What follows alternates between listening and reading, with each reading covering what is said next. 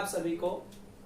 पिछले लेक्चर में हमने देखा था कि किस तरीके से जो हमने छोटा सा इंट्रोडक्शन लिया था थर्मोडायनेमिक्स का, और हम लोगों ने जो आप पे कह सकते हो कि बहुत सारी चीजों के बारे में जाना था, लाइक फंक्शन किसे कहते हैं, फंक्शन कितने तरह के होते हैं, सिस्टम क्या होता है, सराउंडिंग क्या होता है। तो ये सब चीजों के बारे में जो हमने पिछले लेक्चर में बात की। आज हम लोग बात करेंगे कुछ टॉपिक्स के ऊपर, ठीक है। जैसे कि हम लोग बात करेंगे इंटरनल एनर्जी के ऊपर, जैसे डेल्टा यू या डेल्टा ई से जो है आप कह सकते हो कि डिनोट किया जाता है। अगर मैं इंटरनल एनर्जी की बात करूं तो इंटरनल एनर्जी का मतलब हो जाता है कि सभी एनर्जी का आप कह सकते हो कि जोड़, अगर आप सम ऑफ ऑल एनर्जी कर देते हो, यानी कि सारी ही एनर्जी को जोड़ देते हो, तो जो चीज बनती है उसे कहते हैं इंटरनल एनर्जी, ठीक है। उसके बाद हम लोग बात करेंगे कुछ और दो छोटे छोटे कॉन्सेप्ट पे, जिसका सबसे पहले जो कॉन्सेप्ट है वो है हीट, और दूसरा जो कॉन्सेप्ट है वो है वर्क। उसके बाद हम लोग बहुत ज्यादा इंपॉर्टेंट टॉपिक पे चर्चा करेंगे जिसका नाम है फर्स्ट लॉ ऑफ थर्मोडायनेमिक्स। बात करेंगे फर्स्ट लॉ ऑफ थर्मोडायनेमिक्स के अंदर एक साइन कन्वेक्शन आता है। उसके बाद हम लोग बात करेंगे प्रोसेस के बारे में। प्रोसेस चार तरह के होते हैं, आइसोबारिक, आइसोकोरिक, आइसोथर्मल और साइक्लिक प्रोसेस होता है। उसके बाद हम लोग बात करेंगे रिवर्सिबल, इरिवर्सिबल के बारे में, फिर वर्क, और फिर उसके बाद देखेंगे कि फर्स्ट लॉ का थर्मोडायनेमिक्स का क्या ही कंक्लूजन रहा। तो आज जो है हम लोग आप पे कह सकते हो कि बहुत ज्यादा इंपॉर्टेंट टॉपिक्स पे जो है बात करने जा रहे हैं। तो कॉपी पेन साथ में लेके बैठे ताकि एक प्रॉपर नोट्स बन सके। चलिए आगे बात करते हैं। अब हम लोग बात करते हैं इंटरनल एनर्जी के बारे में। अगर मैं इंटरनल एनर्जी को डिनोट करूं तो मैं डेल्टा यू या डेल्टा ई से डिनोट करूंगा। वैसे अगर मैं इंटरनल एनर्जी की बात करूं तो कहीं कहीं जो है आप कह सकते हो कि आई और ई भी लिखा हुआ होता है। It can be denoted by I E. तो इंटरनल एनर्जी होता क्या है, ठीक है। The sum of all energy is called internal energy. यानी कि कहने का मतलब यह है कि अगर आप सारे ही एनर्जी को ऐड कर दो, यानी कि सारे ही एनर्जी को जोड़ दो, तो जो एनर्जी क्रिएट होती है उस एनर्जी को कहते हैं इंटरनल एनर्जी। सारे ही एनर्जी को अगर आप टोटल कर देते हो तो जो एनर्जी बनेगी उस एनर्जी को कहते हैं इंटरनल एनर्जी। जो इंटरनल एनर्जी होता है ये टेम्परेचर डिपेंडेंट होता है, यानी कि टेम्परेचर पे पूरी तरीके से डिपेंड होता है। अगर टेम्परेचर कम है तो एनर्जी ऑब्वियस सी बात है कम होगी, ये टेम्परेचर ज्यादा है तो एनर्जी ज्यादा होगी। ये एक दूसरे के डायरेक्टली प्रोपोर्शनल भी हो सकते हैं या इनवर्सली प्रोपोर्शनल भी हो सकते हैं, इस तरीके से। देखो बच्चों, ये वाली लाइन जो है ये बहुत ज्यादा इंपॉर्टेंट है। ऐसा क्यों? क्योंकि the absolute value of internal energy can not be determined, यानी कि आप जो है एक फिक्स वैल्यू, एक एब्सोल्यूट वैल्यू इंटरनल एनर्जी के नहीं कैलकुलेट कर सकते, ठीक है। इंटरनल एनर्जी का आप एक एब्सोल्यूट वैल्यू नहीं कैलकुलेट कर सकते।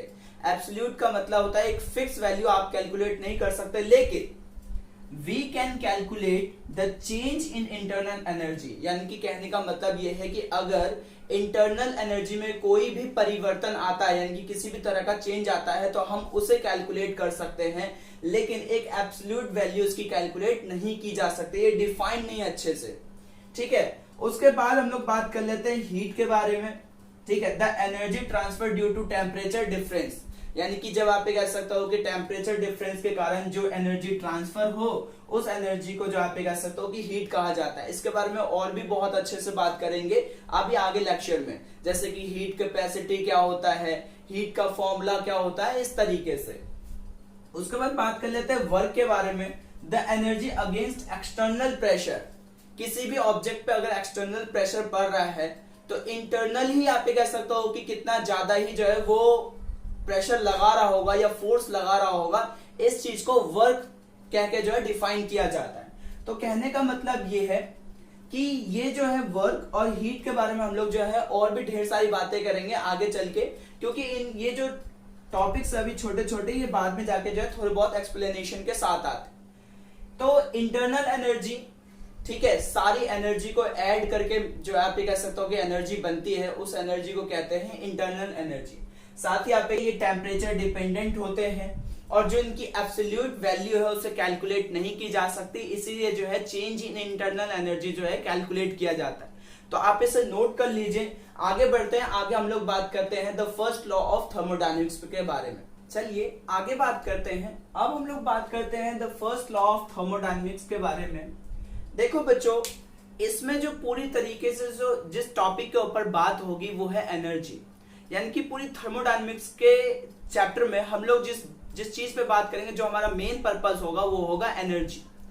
तो फर्स्ट लॉ ऑफ थर्मोडायनेमिक्स ये कहता है कि the energy can neither be created nor be destroy but it can transfer, या आप ये कह सकते हो कि it take one form to another form. देखो बच्चों, ये बात जो आप ये कह सकते हो कि पूरी यूनिवर्स पे लागू होती है, क्योंकि अकॉर्डिंग टू आप ये कह सकते हो कि बहुत सारे फिलोसफर ने इस तरीके की टिप्पणी दी है, या बहुत सारे साइंटिस्टों ने इस तरीके की बात बताई है कि हम सब से लेके आप ये कह सकते हो कि एक छोटा सा कण यानी कि एक छोटा सा एटम भी, ठीक है, एनर्जी का ही एक रूप है, जो कि आप ये कह सकते हो कि या तो वेरिएबल या फिर कांस्टेंट स्पीड से बस चलते ही जा रहे हैं। अब चाहे मैं हूं, आप हो, कोई भी हो, इस पूरे यूनिवर्स में कोई भी हो, हम सभी एक एनर्जी का ही एक रूप है, ठीक है, यानी कि एनर्जी का ही एक पार्ट है, या एनर्जी ही है, या एनर्जी से बने हुए। देखो क्या कह रहा है, the energy can neither be created, यानी कि ना ही एनर्जी को आप ये कह सकते हो कि बनाया जा सकता है, नॉर बी डिस्ट्रॉय, ना ही एनर्जी को आप ये कह सकते हो कि डिस्ट्रॉय यानी कि खत्म किया जा सकता है, बट लेकिन it can change one form to another form, यानी कि आप ये कह सकते हो ये अपना रूप जो है वो चेंज कर सकते हैं एक रूप से दूसरे रूप में। अगर मैं इसका एक बेस्ट एग्जांपल लूं तो जैसे कि आप ये कह सकते हो कि कोई भी बर्तन हम लोग जो है गैस पे जब रखते हैं और गैस को जलाते हैं तो गर्म हो जाती है। साथ ही आप ये कह सकते हो कि जब जो है उसको थोड़ी देर गैस बंद करके अगर हम थोड़ी देर और रख देते हैं तो थोड़ी देर बाद ये फील करते हैं कि वो तो ठंडी हो गई है। यानी कि जो एनर्जी क्रिएट हुई थी वो एनर्जी आप ये कह सकते हो कि एटमॉस्फेयर में ट्रांसफर हो गई, लेकिन खत्म नहीं हुई। एनर्जी खत्म नहीं हो सकती, ये आप ये कह सकते हो कि जो है इस लॉ के मतलब से हम लोग को जो है समझना पड़ेगा। देखो बच्चों, इसका एक फॉर्मूला भी बनता है लाइक डेल्टा यू, यानी कि इंटरनल एनर्जी की बात कर रहा है, ठीक है, इक्वल टू आप ये कह सकते हो कि क्यू जो कि एक हीट है, ठीक है, प्लस में डब्ल्यू जो कि यहाँ पे डिफाइन कर रहा है, यानी कि यहाँ पे डिनोट कर रहा है वर्क को, where delta U is internal energy, या आप ये भी कह सकते हो चेंज इन इंटरनल एनर्जी, क्योंकि डेल्टा का मतलब होता है चेंज इन, ठीक है, यानी कि आप ये कह सकते हो कि बदलाव में, ठीक है। तो ये इसका फॉर्मूला है, ये फर्स्ट लॉ का स्टेटमेंट है। चलिए आगे बात करते हैं। अब हम लोग जो है बात कर लेते हैं साइन कन्वेक्शन की। देखो बच्चों, ये जो टॉपिक है ये बहुत ज्यादा इंपॉर्टेंट टॉपिक है, क्योंकि क्वेश्चन जो उठते हैं तो आपको पता होना चाहिए कि सिस्टम काम कर रहा है या सिस्टम के ऊपर काम कर रहा है, हीट कौन अब्सॉर्ब कर रहा है, कौन रिलीज कर रहा है, हीट अब्सॉर्ब हो रहा है या हीट आप ये कह सकते हो कि रिलीज हो रहा है, इस तरीके से। तो ये जो आप ये कह सकते हो कि एक बनाने का तरीका होता है, ठीक है। ये जो बीच वाला जो सिस्टम आप देख रहे हो, यानी कि बीच वाला जो बॉक्स आप देख रहे हो, ये सिस्टम है। अगर कोई भी चीज, ठीक है, अगर कोई भी वर्क हो रहा है सिस्टम पे, यानी कि कोई भी वर्क हो रहा है और कैसा भी वर्क हो रहा है सिस्टम पे अगर वर्क हो रहा है तो इस चीज को लिया जाता है पॉजिटिव। अगर सिस्टम पे वर्क हो रहा है तो इस चीज को लिया जाता है पॉजिटिव। और अगर कोई वर्क सिस्टम के द्वारा किया जा रहा है, अगर कोई वर्क सिस्टम के द्वारा किया जा रहा है तो इस चीज को लिया जाता है नेगेटिव। अगर सिस्टम आप ये कह सकते हो कि हीट अब्सॉर्ब कर रहा है, ठीक है, तो ये चीज हो जाता है पॉजिटिव। और अगर सिस्टम हीट को रिलीज कर रहा है तो ये चीज हो जाता है नेगेटिव। और ये दोनों का दोनों आप ये कह सकते हो कि किन किन के बीच में हो रहा है, these action happen between system and surrounding। कहने का मतलब ये है कि ये जो एक्शन हो रहा है, देखो बच्चों सिंपल लैंग्वेज में समझाता हूं। अगर कोई भी वर्क सिस्टम पे हो रहा है, इट मीन्स वो आप कह सकते हो कि पॉजिटिव होगा, ठीक है। कोई भी वर्क अगर सिस्टम पे हो रहा है, ठीक है, work done on the system, तो वो पॉजिटिव होगा। कोई वर्क अगर सिस्टम के द्वारा किया जा रहा है तो आप कह सकते हो कि वो नेगेटिव होगा, ठीक है। अगर कोई आप कह सकते हो कि सिस्टम हीट अब्सॉर्ब कर रहा है, ठीक है, हीट को अवशोषित कर रहा है, तो वो पॉजिटिव। और अगर हीट रिलीज हो रहा है तो नेगेटिव। आप इसको इस तरीके से समझो कि अगर मैं एज अ सिस्टम वर्क करता हूं तो ऑब्वियस सी बात है कि मेरे बॉडी के अंदर से एनर्जी रिलीज होगी। एनर्जी किस फॉर्म में रिलीज होगी? आप ये कह सकते हो कि हीट के फॉर्म में रिलीज होगी। तो आप खुद सोचो कि क्या एज अ सिस्टम मैं वीक नहीं हो जाऊंगा? तो इसीलिए आप ये कह सकते हो कि ये जो आप ये कह सकते हो कि साइन कन्वेक्शन जो है समझाया जाता है। ठीक है, work done on the system positive, work done by the system negative, heat absorb by the system positive, heat release by the system negative. तो ये जो आप कह सकते हो कि खेल है, इस खेल को कहते हैं, इस चीज को कहते हैं साइन कन्वेक्शन। चलिए बच्चों, अब हम जो है ये दो क्वेश्चन जो आप कह सकते हो कि आए हुए हैं, जिन्हें प्रैक्टिस कर लेते हैं। ठीक है, देखो क्या कह रहा है कि find delta U, internal energy find करने की कह रहा है कि if a system absorb 15 kilo joule heat and do 5 kilo joule work. अब यहां पे आप लोगों को जो है साइन कन्वेक्शन काम में आएगा। सबसे पहले तो जो है गिवन लिख लो कि अपने पास गिवन क्या क्या है, क्योंकि गिवन डेटा लिखना बहुत ज्यादा जरूरी होता है किसी भी न्यूमेरिकल क्वेश्चंस में। तो भाई यहां पे आप कह सकते हो कि if a system absorb 15 kilo joule, ठीक है, यानी कि कहने का मतलब यह है कि हमारे पास Q क्या हो गया 15 किलो जूल।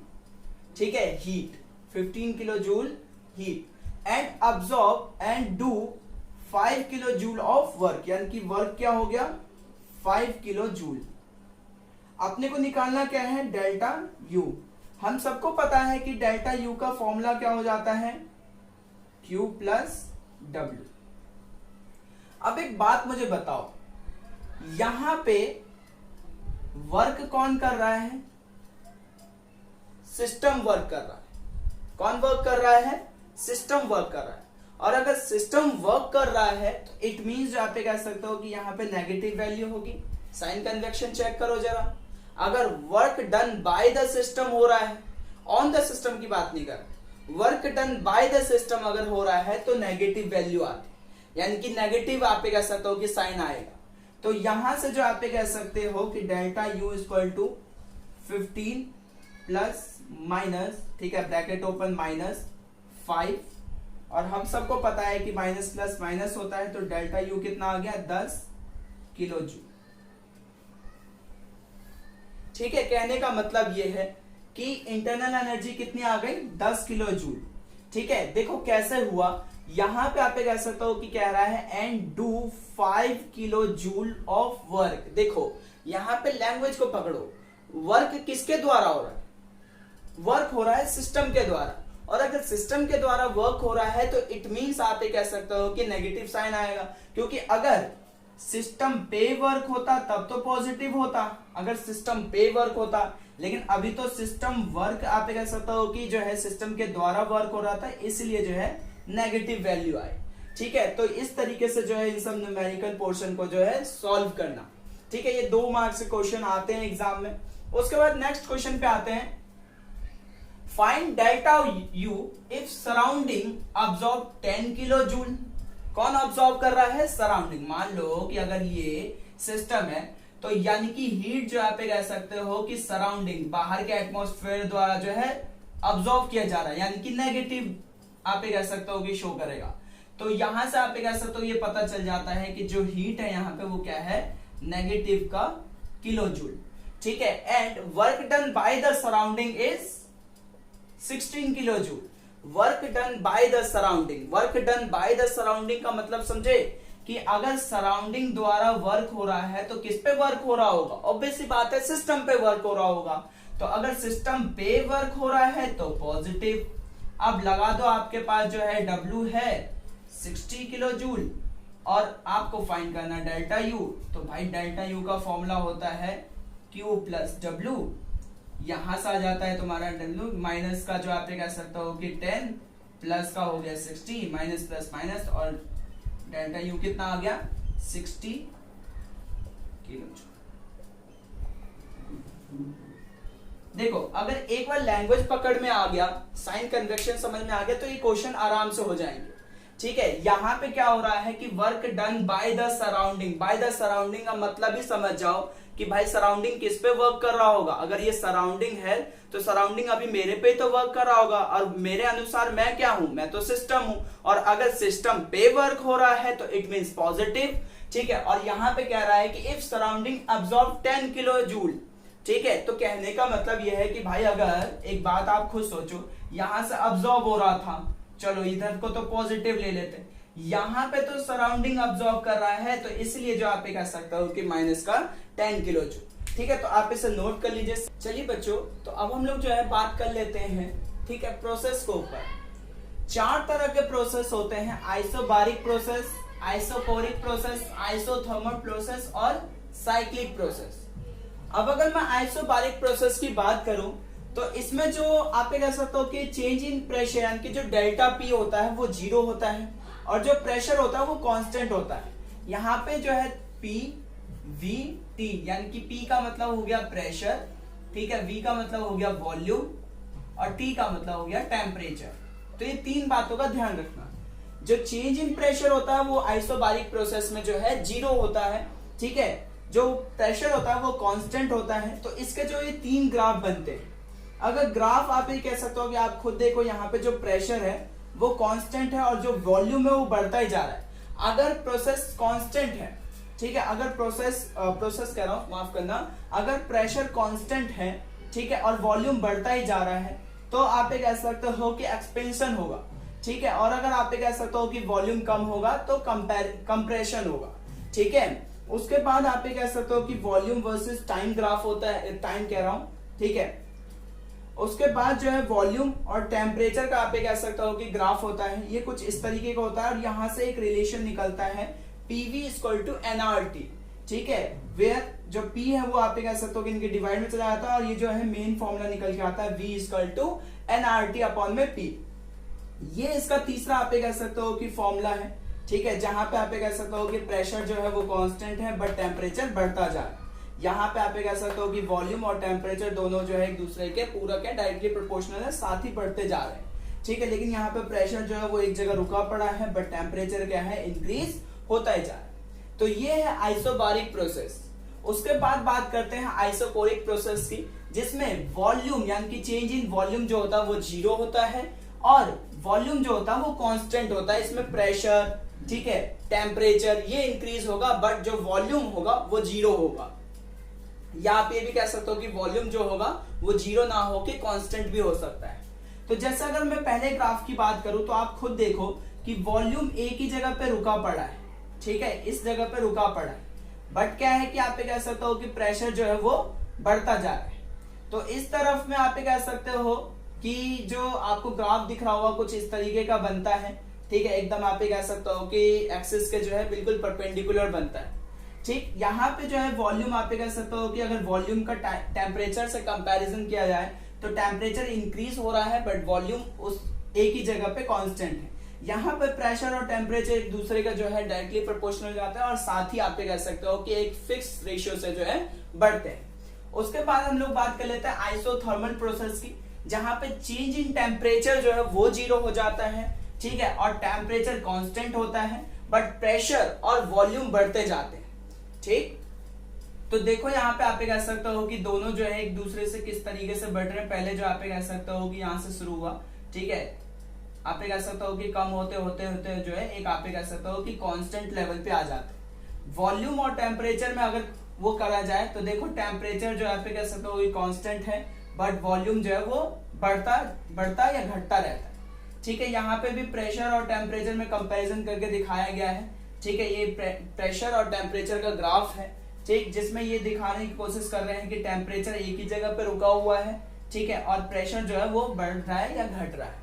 उसके बाद सबसे इंपॉर्टेंट आप कह सकते हो कि प्रोसेस के ऊपर चलते हैं, जैसे साइक्लिक प्रोसेस कहते हैं। साइक्लिक प्रोसेस में बच्चों, process in which initial and final state are same, यानी कि जो आप जिस चीज से आप जो है ऑब्जर्व कर रहे हो वही चीज आपको जो है लास्ट में भी ऑब्जर्व करने के लिए मिलेगी। साइक्लिक प्रोसेस के अंदर ये प्रोसेस मतलब ये बातें हो जाती है कि जो आपको इनिशियली मिला था वही आपको फाइनली भी मिलेगा। ठीक है, और यहाँ पे क्या हो जाता है, एक लूप तैयार हो जाता है, एक रिंग तैयार हो जाती है।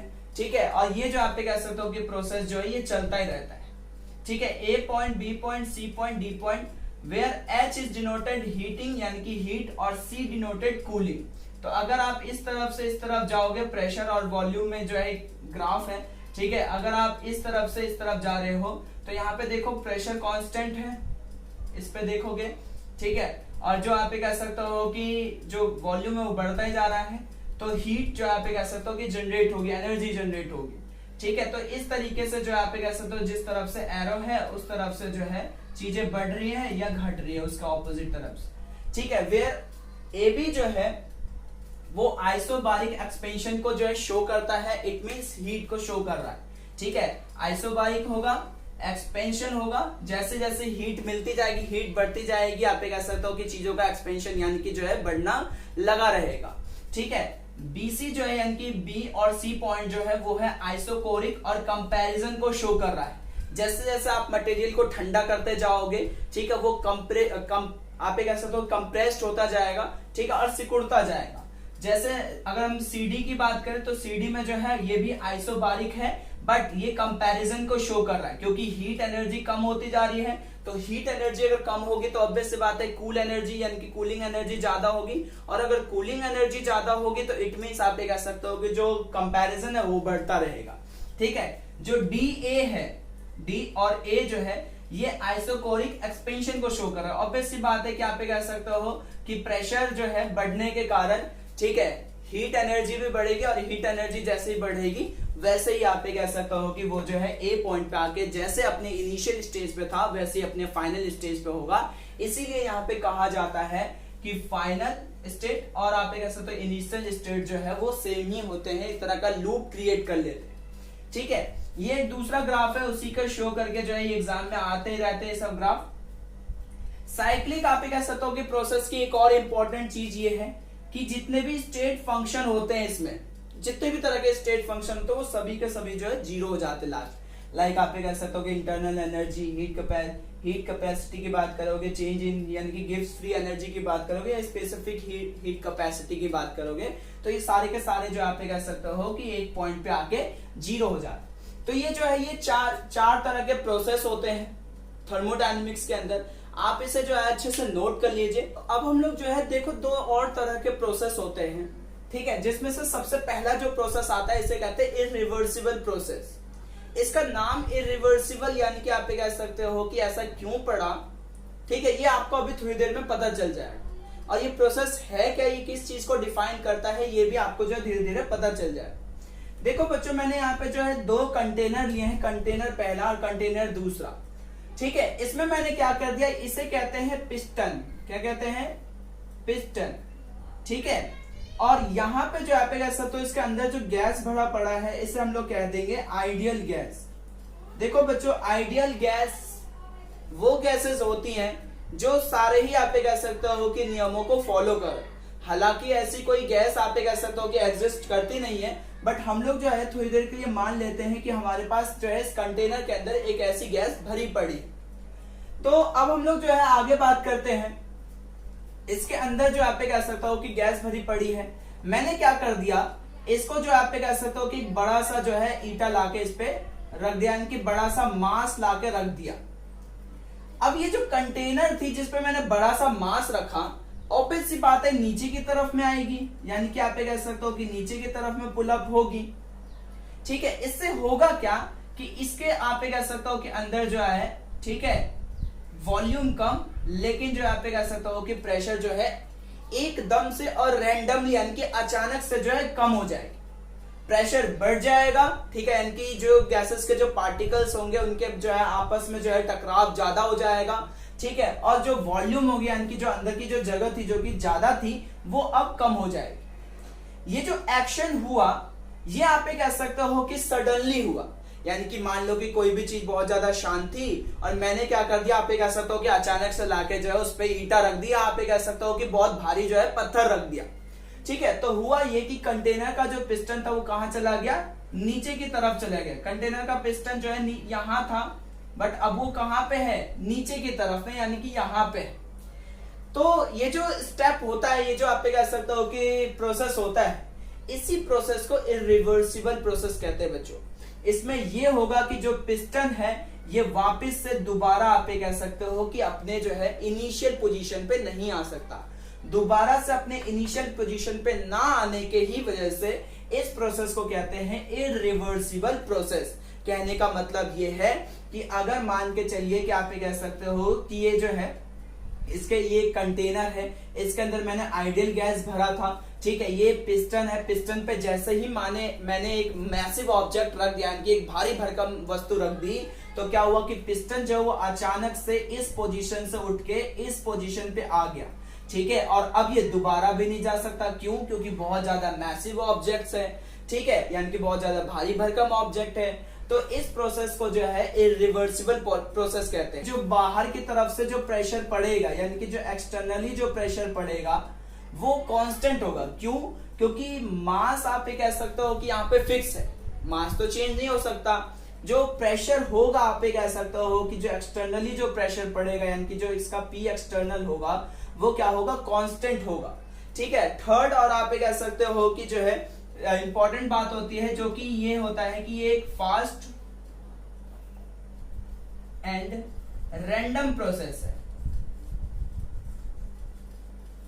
ठीक है, यानी कि बहुत ज्यादा तेजी से ये प्रोसेस होता है, ठीक है, और बहुत ज्यादा अचानक से हो जाता है। यानी कि कभी कभार जो आप ये कह सकते हो कि आप ये वर्ड यूज कर सकते हो कि सबसे पहला वन स्टेप प्रोसेस होता है, यानी कि एक ही बार होता है, रिवर्स नहीं हो सकता। दूसरा कांस्टेंट जो होता है, आप ये कह सकते हो कि जो एक्सटर्नल प्रेशर होता है वो कांस्टेंट होता है, ठीक है, या कांस्टेंट पर होता है, ठीक है। और ये जो तीसरा जो पॉइंट है वो ये है कि फास्ट और रैंडम प्रोसेस होता है।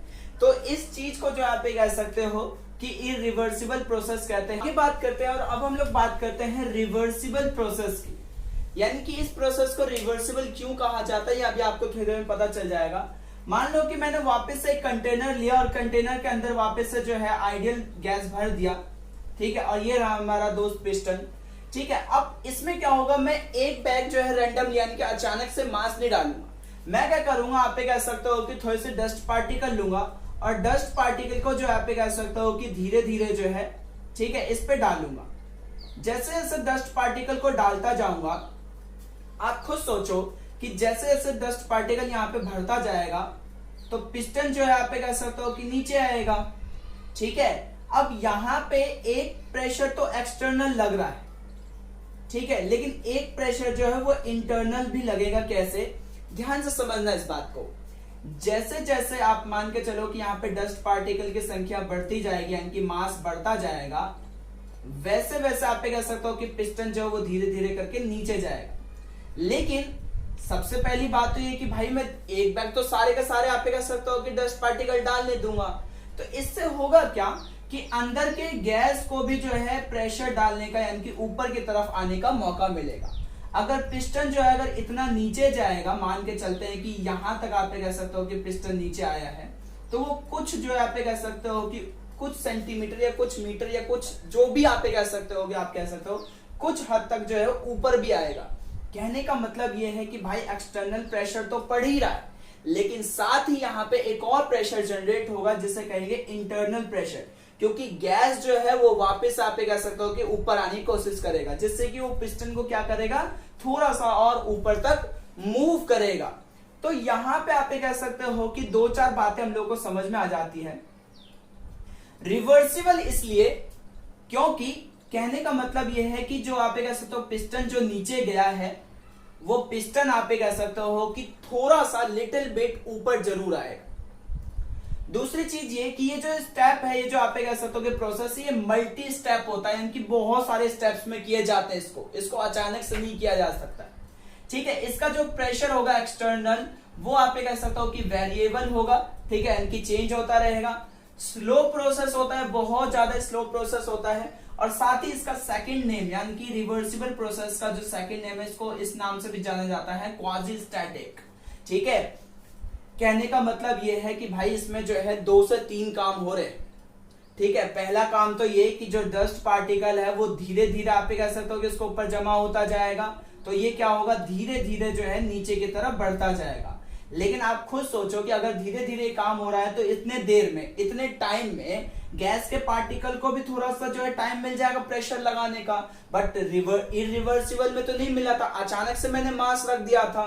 तो इससे होता क्या है कि यहाँ पे जो है गैस को जो है, यानी कि जो अंदर जो गैस, आइडियल गैस जो फुलफिल है, उसको क्या मिलेगा, उसको जो आप कह सकते हो कि थोड़ा सा टाइम मिल जाएगा और थोड़ा सा जो है ऊपर की तरफ उठने की कोशिश करेगा। और यही जो है इसका रिवर्स एक्शन कहलाता है, इसीलिए इस प्रोसेस को रिवर्सिबल प्रोसेस कहते हैं। ठीक है, तो ये हो गया, आप कह सकते हो कि रिवर्सिबल प्रोसेस और इरिवर्सिबल प्रोसेस। आगे हम लोग जो आप कह सकते हो कि बहुत सारी बातें करेंगे, आप इसको नोट कर लीजिए।